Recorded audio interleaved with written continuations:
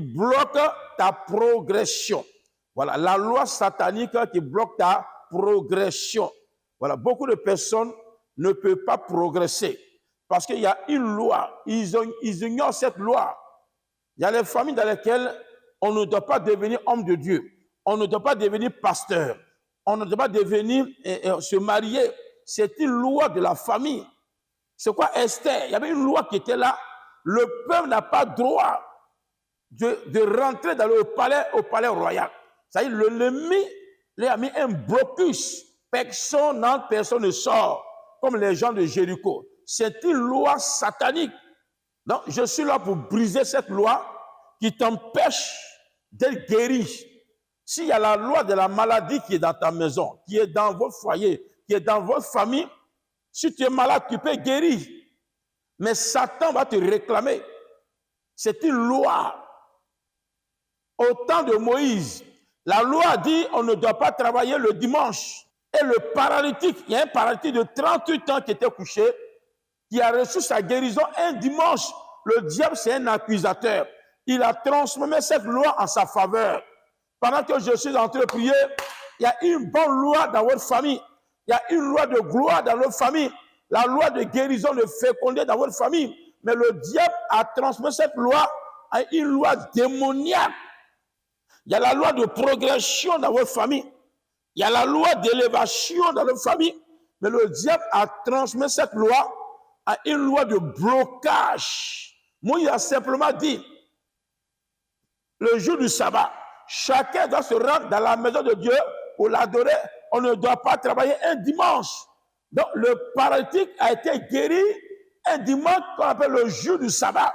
Donc, les démons, les esprits de la loi sont venus le réclamer. Dès qu'il y a une loi, il y a ce qu'on appelle les huissiers. Dès qu'il y a une loi dans ton pays, ceux qui veillent sur la loi sont la gendarmerie et la police veillent sur la loi. Il y a aussi la loi qui concerne la forêt. Il y a les gens des eaux forêts qui veillent sur la forêt. Il y a les gens également sur la mer, sur l'eau. Il y a les gens, la marine, les policiers marins et qui veillent sur la loi de l'eau. Et c'est comme ça que c'est départagé. Donc, il y a les lois. Les policiers veillent sur les lois.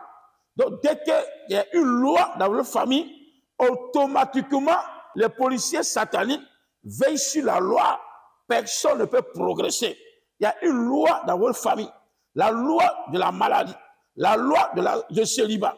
La loi de mort précoce, prématurée. La loi des maladies héréditaires. Cette loi, les démons veillent là-dessus. Si par miracle, tu as été guéri, si par miracle, tu t'es marié, si par miracle, tu es devenu serviteur de Dieu, si par miracle, tu as bâti une maison, les esprits vont venir te réclamer pour dire pourquoi tu as bâti cette maison, pourquoi tu t'es marié. Dès que tu te maries, la même nuit, le samedi, dans la salle, dans ton lit conjugal, les esprits viendront te demander compte. Pourquoi tu t'es marié? C'est ça. Pourquoi tu t'es marié?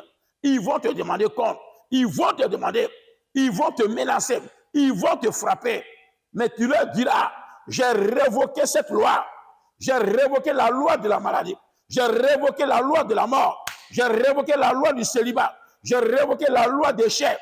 J'ai révoqué la loi. Cette loi démoniaque est révoquée. Maintenant, j'ai établi une nouvelle loi. Tu peux établir une nouvelle loi dans ta famille à partir de toi, à partir de ta tribu. Tu peux invoquer une loi. Prends une loi. Dieu t'a donné le pouvoir. La puissance t'a donné. Tu es une autorité spirituelle. Bâtis une loi. C'est quelle loi que tu veux avoir? Quelle loi qui va exister dans ta famille? C'est quelle loi tu veux? La loi de la progression, la loi de l'élévation. Celui qui a été guéri, il m'a dit, celui qui m'a guéri m'a dit, va. Il vient d'imposer une loi de progression dans sa vie. Donc là, aucun sorcier, aucune sorcière ne pourra s'opposer. L'ordre lui a été donné. Les démons veillent sur les lois. Les anges de l'Éternel veillent sur les lois. Les lois sont veillées par les agents soit les agents du diable, soit les agents de Dieu. C'est quelle loi? Prenons rapidement le passage. Jean chapitre 5, à part le verset 1er. Après cela, il y eut une fête des Juifs, et Jésus monta à Jérusalem. Or, à Jérusalem, près de la porte des brebis, il y avait une piscine qui s'appelait en hébreu Bethesda, et qui a 5 portiques. Sous ces portiques étaient couchés un grand nombre de malades, des aveugles, des boiteux, voilà, des paralytiques qui attendaient le mouvement de l'eau. Car un ange descendait de temps en temps dans la piscine et il agitait l'eau. Celui qui y descendait le premier, après que l'eau avait été agitée, était guéri, quelle que fût sa maladie. Quelle que fût sa maladie. Là se trouvait un homme malade depuis 38 ans. Jésus, l'ayant vu coucher et sachant qu'il était malade depuis longtemps, lui dit, veut être guéri. Vous savez, le Seigneur n'oublie jamais quelqu'un. Voilà, c'est quoi Dieu, un prophète de l'Éternel, n'a jamais obligé quelqu'un. Voilà, tu es libéral. Jésus veut lui demander, tu veux être guéri? Voilà, un homme de Dieu n'oblige jamais quelqu'un. C'est le Seigneur qui te demande, tu veux être guéri? Donc Jésus a posé la question au paralytique. Depuis 38 ans de paralysie, il est couché, il ne peut pas être guéri. Prends le verset 7. Le malade lui répondit, Seigneur, je n'ai personne pour me jeter dans la piscine quand l'eau est agitée, et pendant que j'y vais, un autre descend avant moi. Lève-toi, lui dit Jésus, prends ton lit et marche. Aussitôt, cet homme fut guéri, il prend son lit et marcha. C'était un jour de sabbat. Les Juifs dirent donc à celui qui avait été guéri, c'est le sabbat. Il n'était pas permis d'apporter ton lit. Il leur répondit, celui qui m'a guéri m'a dit, prends ton lit et marche. Alléluia. Acclame le Seigneur pour la victoire. Je vais prier pour toi tout à l'heure. Tu as vu que dans la lecture, j'ai déjà tout dit.